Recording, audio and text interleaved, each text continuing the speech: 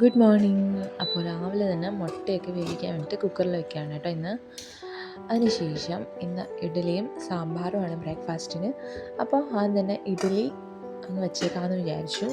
മാവൊക്കെ നന്നായിട്ട് പൊന്തി വന്നിട്ടുണ്ട്. അപ്പോൾ അതൊക്കെ ഒന്ന് മിക്സ് ചെയ്തു ഉപ്പിട്ട്. ഓക്കെ, എന്നിട്ട് നമുക്കത് തട്ടിലോട്ട് ഒഴിച്ച് ഇഡ്ഡലി ചുട്ടെടുക്കാം.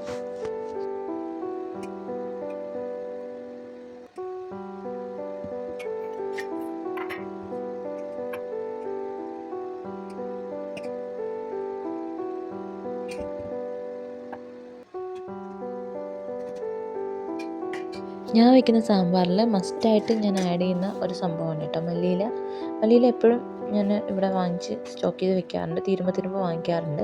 അപ്പോൾ മല്ലിയില ഇങ്ങനെ പേപ്പറിൽ പൊതിഞ്ഞ് വെച്ചാൽ കുറച്ചധികം ദിവസം നമുക്ക് കേടുകൂടാതെ കിട്ടും കേട്ടോ. പിന്നെ ഞാൻ പോയിട്ട് 2-3 വഴുതനങ്ങ വിളഞ്ഞ് നിൽപ്പുണ്ടായിരുന്നു. അപ്പോൾ അതൊക്കെ പിച്ചിക്കൊണ്ട് വന്നു. നമുക്ക് സാമ്പാർ വെക്കണമല്ലോ, അപ്പോൾ അതിന് വേണ്ടിയിട്ട് അപ്പോൾ വേണ്ട പച്ചക്കറികളൊക്കെ എടുത്ത് വെച്ചിട്ടുണ്ട്. അതിനകത്തുനിന്ന് ഒരു പപ്പായ ഉണ്ടായിരുന്നു, അതിൻ്റെ ഒരു 1/4 ഭാഗം ഞാൻ സാമ്പാറിലിടാൻ വേണ്ടിയിട്ട് എടുത്തിട്ടുണ്ട് കേട്ടോ. പിന്നെ അതെല്ലാം ഒന്ന് ക്ലീൻ ചെയ്യുവാണ്.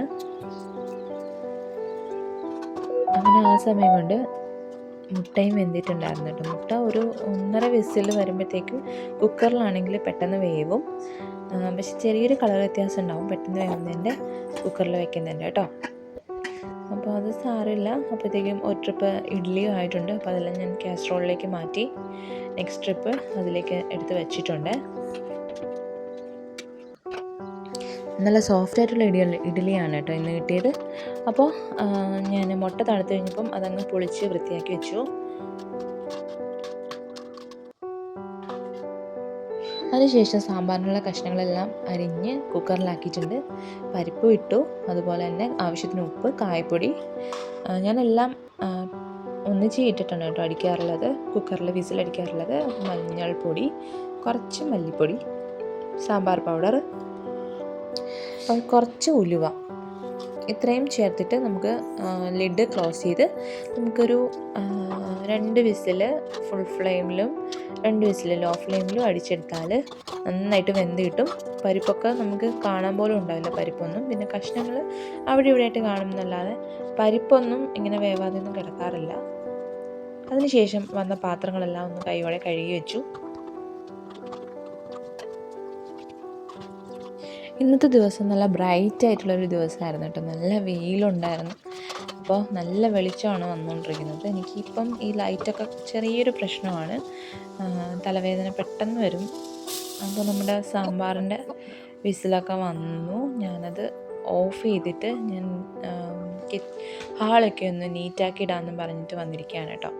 അപ്പോൾ സെറ്റിയുടെ വീരൊക്കെ ഒന്ന് നേരെ ഇട്ടു. പിന്നെ ജനലിൻ്റെ കർട്ടൻസ് എല്ലാം ഒന്ന് മാറ്റി കതകൊക്കെ ഒന്ന് തുറന്ന് കുറച്ച് നേരം അങ്ങനെ ഇങ്ങനെയുള്ള പരിപാടികളൊക്കെ ചെയ്തു കേട്ടോ. പിന്നെ തുണിയൊക്കെ കഴുകാനുണ്ടായിരുന്നു, അതൊക്കെ ഒന്ന് മെഷീനിലേക്ക് ആക്കി.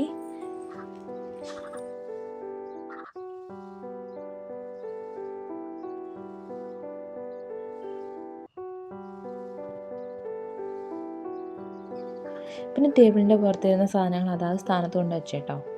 അപ്പോൾ അതൊക്കെ കഴിഞ്ഞപ്പോഴത്തേക്കും ടേബിൾ നീറ്റായി. ജസ്റ്റ് ഒന്ന് തുടച്ചൊക്കെ ഒന്ന് ഇട്ടു.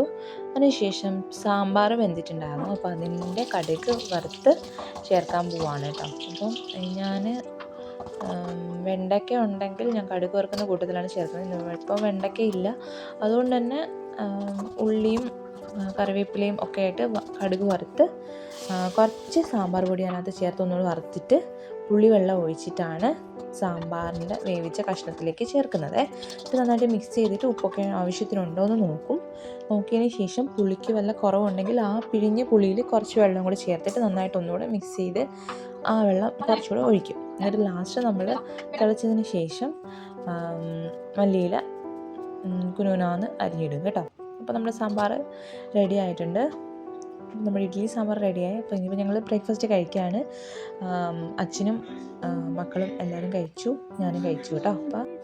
അപ്പോൾ ഇത്രയേ ഉള്ളൂ ഇന്നത്തെ വീഡിയോ. അപ്പോൾ അടുത്ത വീഡിയോ ആയിട്ട് വേണ്ടി കാണാം. Till then bye, love you all.